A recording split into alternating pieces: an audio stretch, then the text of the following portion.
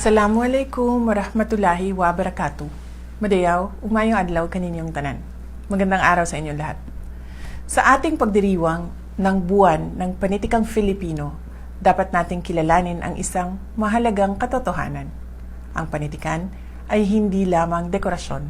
Ito ay infrastruktura ng ating demokrasya. Ito ang pundasyon kung paano nananatiling tapat, matatag at gising ang isang bansa. Ngunit ang infrastrukturang ito ay nasa ilalim ng banta. Ayon sa datos mula sa Philippine Statistics Authority, halos 25 milyong Pilipino ang nahihirapan sa functional literacy.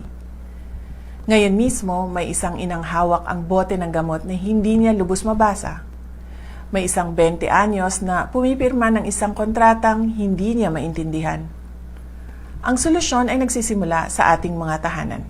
Ngayong buwan ng panitikang Filipino, hinihimo ko ang bawat magulang. Magbasa kayo kasama ang inyong mga anak. Magbasa sa Filipino, Ilocano, Hiligaynon, Bisaya, sa kahit anong wika na ginagamit ninyo sa inyong tahanan at komunidad. Ugaliing bumisita sa pinakamalapit na public library sa inyong syudad, munisipalidad o barangay. Hindi tayo makabubuo ng isang bansang mapanuri kung marami pa rin sa atin ang hirap umunawa sa binabasa. Ang bawat librong binubuksan ay hakbang tungo sa isang mas matalinong mamamayan.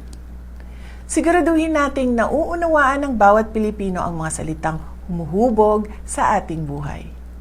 Mahalin natin ang Pilipinas para sa Diyos sa bayan at sa bawat pamilyang Pilipino. Syukran.